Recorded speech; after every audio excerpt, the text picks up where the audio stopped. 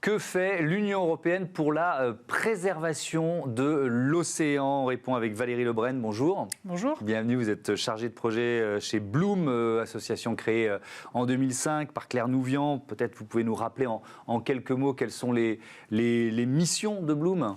Alors Bloom est une association à but non lucratif. Donc nous, notre domaine de spécialité, c'est la protection de l'océan et notamment la lutte contre les méthodes de pêche destructrices, la destruction des écosystèmes et puis aussi la disparition de la pêche artisanale qui est en fait la plus vertueuse. Donc on travaille sur tous ces pans. Alors peut-être il faut commencer cette interview, on va parler longuement de ce que fait l'Europe ou de ce qu'elle ne fait pas en la matière, mais rappeler le rôle de l'océan. C'est quoi? C'est un capteur de CO2, l'océan?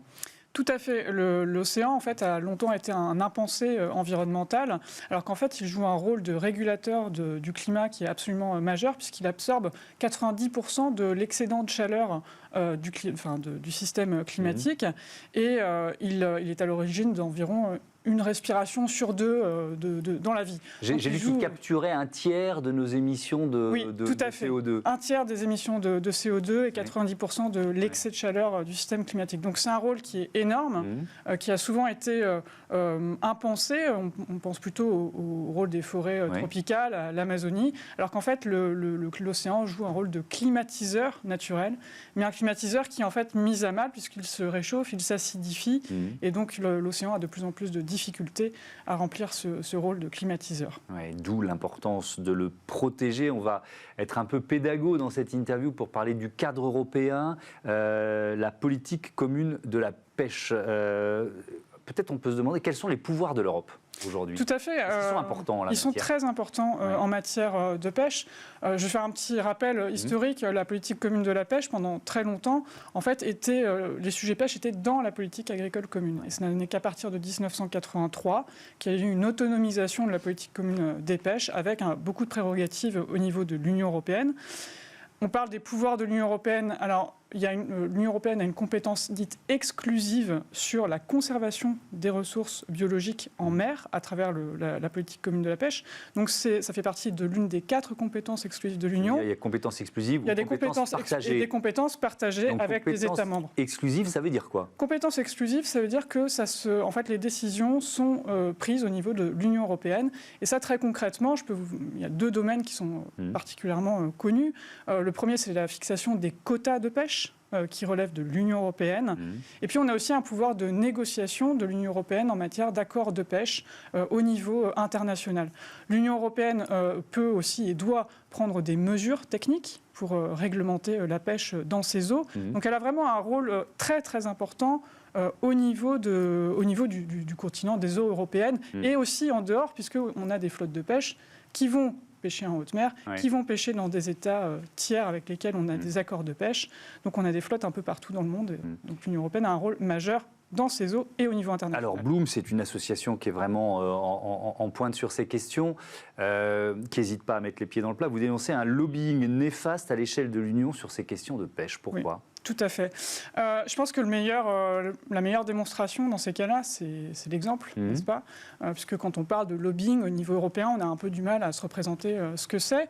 Nous, on l'a vu de manière très concrète plusieurs fois, et notamment dans le cadre de la campagne qu'on a menée pour faire interdire la pêche électrique entre 2017 et 2019, où en fait vous aviez des lobbies industriels qui avaient eu un véritable boulevard pendant plus de 10 ans pour en fait utiliser et développer aux Pays-Bas une méthode de pêche qui était interdite depuis 1999 par l'Union européenne, donc la pêche à l'électricité, qui faisait partie des 3 techniques interdites par l'Union européenne, sans que personne ne dise rien. Et donc, en fait, en enquêtant, en investiguant, on s'est rendu compte qu'il y avait eu en fait, un entrisme de ces lobbies industriels à peu près partout pour avoir des décisions en leur faveur, et y compris, en fait, pour pouvoir camoufler en quelque sorte des pratiques qui étaient en réalité illégales.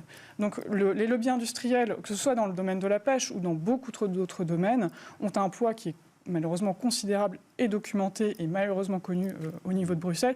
Et ce n'est pas pour l'intérêt général, c'est pour l'intérêt particulier. Par exemple, les questions de chalutage de fond, peut-être il faut réexpliquer ce que c'est. Et puis où on en est, là aussi, quelles sont les législations européennes? Est-ce que c'est interdit? Est-ce que c'est toléré, autorisé dans certaines zones?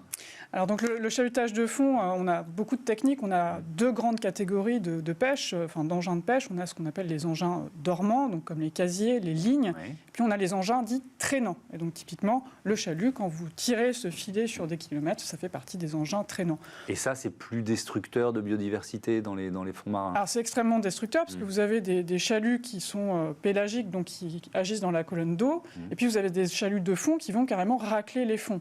Le premier combat historique de Bloom, c'était quand même l'introduction du chalutage de fond en eau profonde, où vous aviez donc des chalutiers qui allaient pêcher à plusieurs centaines, voire à milliers de mètres de profondeur dans des écosystèmes qui étaient extrêmement vulnérables, méconnus et avec un niveau de destruction qui était absolument scandaleux. Donc ça, c'est une méthode de pêche qui a été interdite.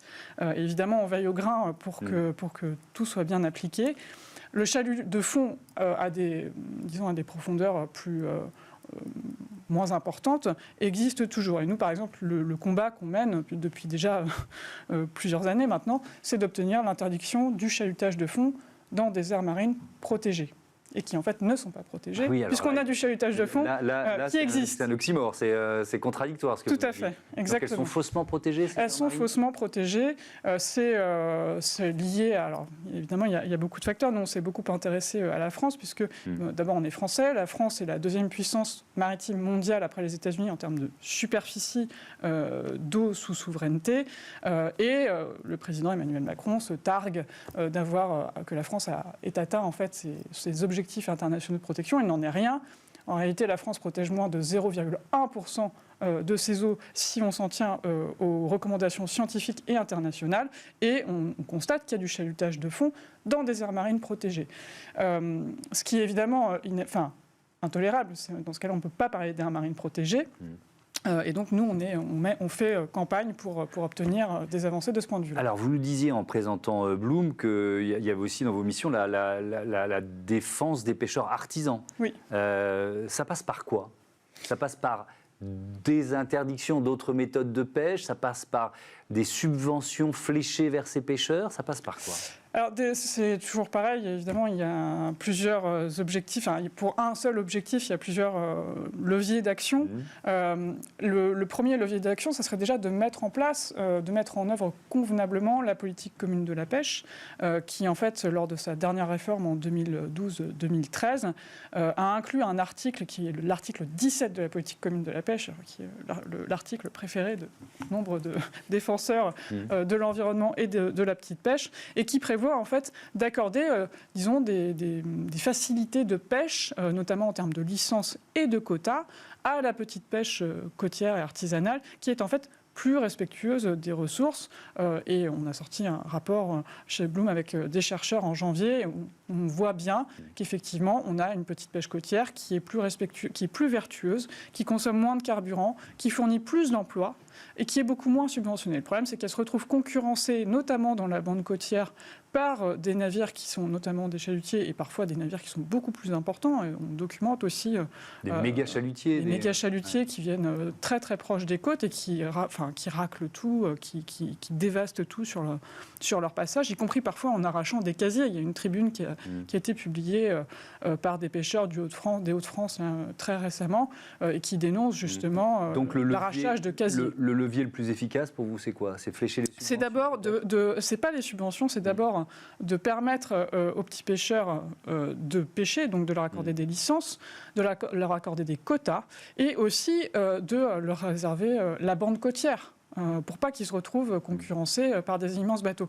C'est pas des subventions. Et en plus, quand on discute avec les petits pêcheurs artisans, alors je n'ai pas la prétention de parler en leur nom à tous, mais en tout cas, ce n'est pas des subventions qu'ils demandent. C'est de pouvoir pêcher, exactement, et d'avoir des ressources en bon état. Ces méga chalutiers dont vous parlez sont des entreprises européennes, ils viennent de beaucoup plus loin. Comment on peut les décrire? Il faut toujours flécher l'argent, n'est-ce pas? Là, on a un cas qui est assez emblématique, mais ce n'est pas le seul, avec le fameux Anelis Ilena, qui est un navire qui est immatriculé en Pologne, qui devait être exploité par la compagnie des pêches de Saint-Malo, qui fait du surémis, et qui est en fait un navire sous pavillon néerlandais. Et donc les Pays-Bas, en tout cas des entreprises néerlandaises, sont très très impliquées dans la pêche européenne et en fait rachètent des armements un petit peu partout, et notamment pour faire de la pêche à très grande échelle. Le 9 juin, on vote dans toute l'Europe. Il est crucial ce vote pour l'avenir de l'océan ? Il est crucial pour l'avenir de l'océan et pas seulement, pour l'avenir aussi du continent et sur beaucoup d'autres sujets, mais il est crucial. Sur le sujet qui nous c'était un petit aparté personnel. Ouais. Sur le sujet évidemment de l'océan, c'est majeur. On a bien compris. D'abord, l'Union européenne est un acteur majeur au niveau international de la pêche. Il est quand même important de rappeler que la pêche a été identifiée comme la première cause de destruction des écosystèmes marins au cours des 50 dernières années. Donc c'est quand même majeur comme conclusion. L'Union européenne est la 7e puissance mondiale en termes de pêche. On a des flottes partout et elle a des compétences exclusives sur la conservation des ressources marines. Donc évidemment que l'Union européenne a un rôle majeur à jouer. Il est donc très important d'aller dans le bon sens. Et d'aller voter le 9 juin. Voilà, ces interviews, on fait toute une série d'interviews thématiques dans cette émission depuis des mois, ont aussi cet objectif. Merci beaucoup. Merci beaucoup. Valérie Lebrun, et à bientôt sur Bismart. On passe à notre débat, la préservation de la biodiversité par et dans les entreprises.